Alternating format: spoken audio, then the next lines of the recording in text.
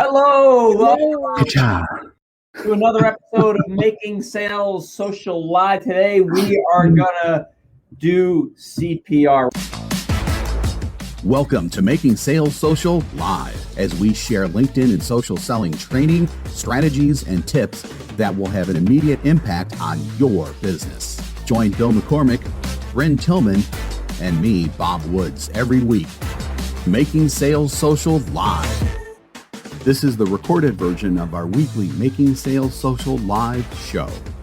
We're gonna talk about how to do CPR. No, we are not first cross trained. Red Cross trained. Right, and in EMS we used to call pushy, blowy. But we're talking about breathing life back into your first degree connections, right? So somebody tell everyone, what does CPR stand for? So conducting CPR in our connections is identifying our clients, our prospects, and our referral partners that we're already connected to.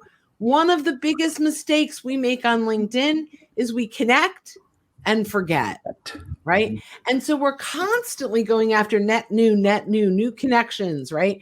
But we're ignoring all of these great connections that we've made over time. In fact, somewhere between 10 and 20% of the people we're connected to are people that we want to be having conversations with. So if you have 2,000 connections, there's somewhere between 200 and 400 people that you're ignoring that we want to start these conversations with them. Yes. So there are a bunch of different ways to do this, right? To take inventory. That's where we have to start. Before we talk about what do we do, how do we take inventory? Bob, talk about the first way, which is exporting your connection. Yes. So there's a way within LinkedIn to actually go in and tell LinkedIn that you want to download all of your connections. So there's a little bit of a process that you go through with that. And when you complete that, in about 10 to 15 minutes after you request it, you will get a spreadsheet that has all of your connections in them.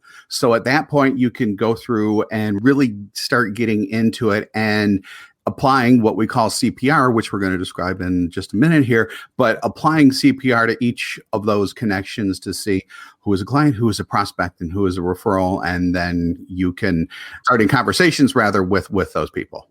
So it's so simple to do. Just add a column to the left-hand side of your download, and they're organized from your most recent connection, all the way down. And you're getting first name, last name, title, and company, and the date that you connected to them, right? And so when we create this column on the left-hand side, and you go through and you mark them C, P, or R, and then once we've taken inventory, we can, as Bob said, start conversations.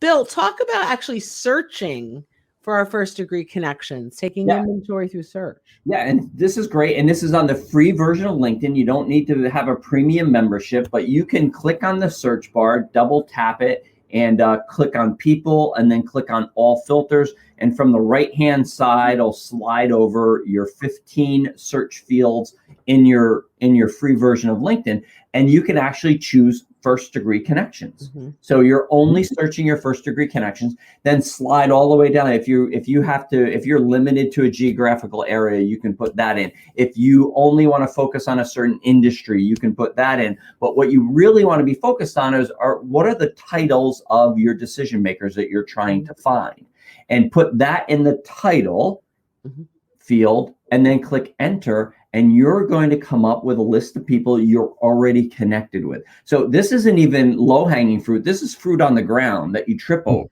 right? Because you've already connected with them in some way. And let's say you don't know the person, but your first degree connections, who else are you connected with that might be able to make that introduction? But that's a great way to identify, okay, and then figure out, is this a client? Is this a referral partner? Or is this a prospect? Our wonderful friend and client, Michelle Vincent, she actually exported her connections around April of 2020, when there was not very much business happening at all.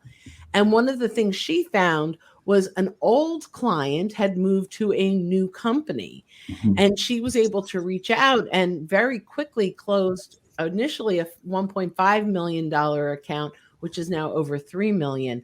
simply by taking inventory of her existing connection. And almost every corporate training that we're on, when we teach this, the next week people come down, or when we're doing it with them live during the workshop time, go, oh my God, that's where that person is. And then we hear back, oh yeah, they got on the phone with me right away. So this is this is like mind blow, boom. When you do this, it's like, oh my God. And a lot of folks don't even know that it's an option.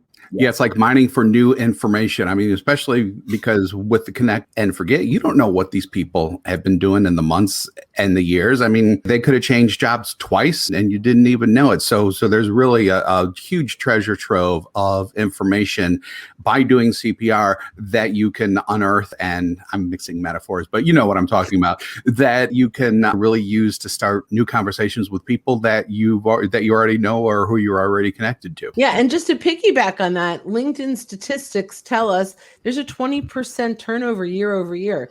So if you've been on LinkedIn for 5 years, there's been almost 100% turnover by now. Unless they're business owners, of course. But if you're selling into companies and corporate, there's a huge turnover in your connections. So to take advantage of that, one of the things that I heard both of you talk about a couple of times is starting conversations. And so a lot of people get stuck, and we'll talk about this in future trainings for sure.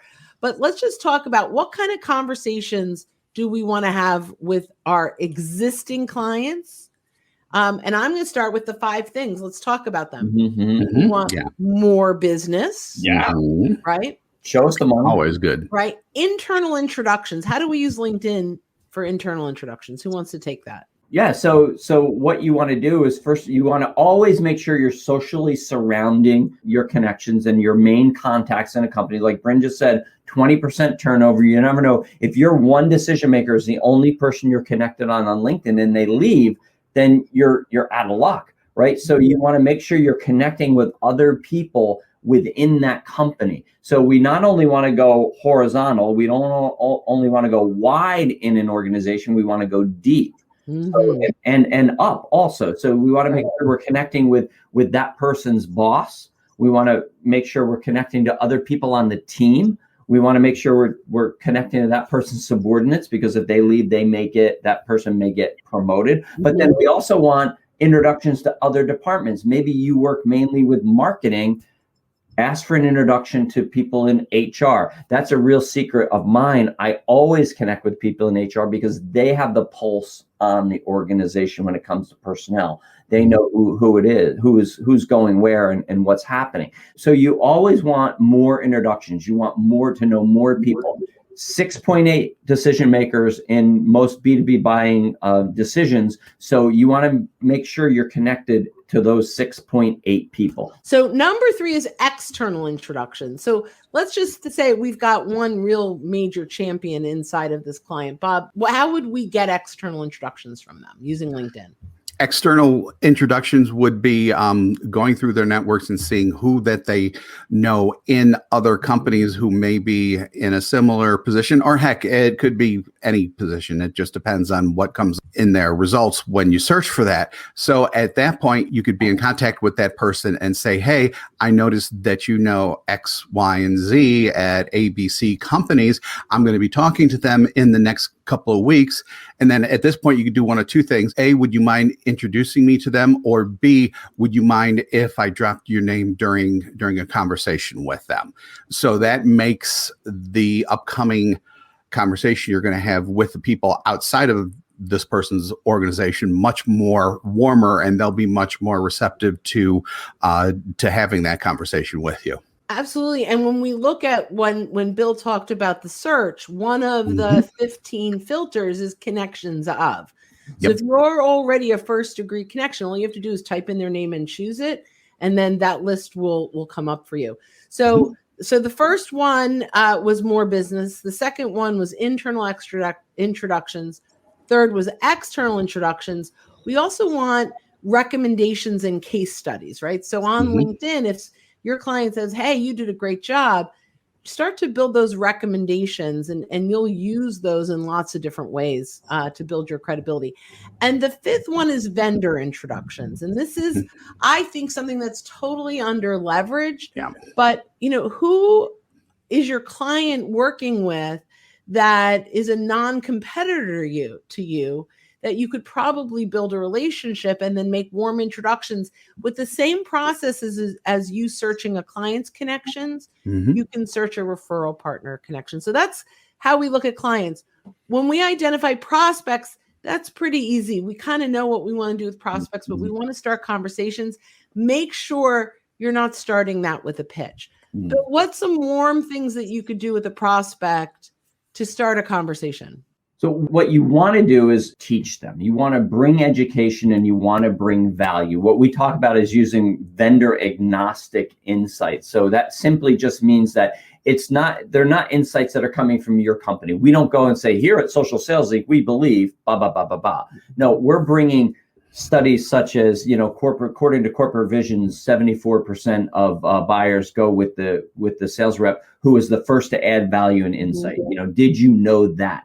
Those kind of stats, those kind of educational things, we say, stop telling people how you help them and just simply help them. That's a big thing when you're dealing with prospects, because what we want to make sure is when we're using content, there's the five things that we want. We want it to resonate with our ideal buyers, that when they're reading it, they're going, okay, yeah, this is for me. We want to create that pug tilt moment, right? We want to create that curiosity, like, and then we want to teach them something new that gets them thinking differently about their problem, that ends up getting this. Hey, you know what? I want to know more. So those are the things we can do to spark conversations with prospects. And my very good friend, Donna, I love Donna, send them insights that are relevant content to them. That's a really good point, because sometimes as salespeople, we have this agenda, right? And we want to send them content that we care about, but it might not be content that they care about. So that's really important. And it goes back to like some of our other trainings on social listening and really identifying what matters to them. So I think that's absolutely huge, right? So our number 5 is vendor introduction. So I know I skipped ahead, and I do that often, right? Our first one was more business, internal introductions, external introductions, recommendations and case studies, and vendor introduction. So to pull that all together, those are the 5 things we want from our clients. Oh, we did that. And then prospects. We went into prospects. Yeah. I have a little ADD. So here's the question is, how are we starting conversations with referral partners? Oh, good question.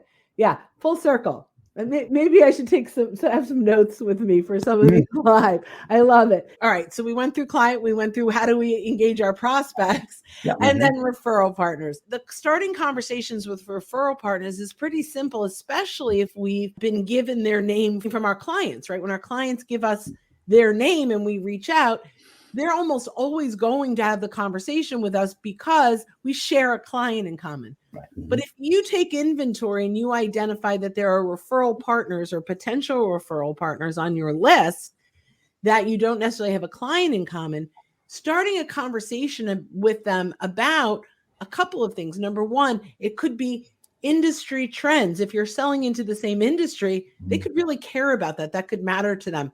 It could be actually saying, hey, I'm building a network of referral partners. I'd love to have a conversation, explore if we can help each other out. They're in a business development role as well. We'll probably have that conversation. Yep. So now that we're back on track, the bottom line in all of this, and as we start to wrap this up, right, is that we've got an enormous amount of connections, if you've been on LinkedIn for a few years or more, that we're ignoring. We really need to take inventory, identify those clients, those prospects, and those referral partners, and just start more sales conversations. So thanks for watching, everyone, and listening. And don't forget to join us for our next episode of Making Sales Social Live. We'll see you next time. Bye-bye, everyone. Don't miss an episode. Visit socialsaleslink.com/podcast. Leave a review down below. Tell us what you think, what you learned, and what you want to hear from us next. Register for free resources at linkedinlibrary.com. You can also listen to us on Apple Podcasts, Spotify, Stitcher, and Google Play. Visit our website, socialsaleslink.com, for more information.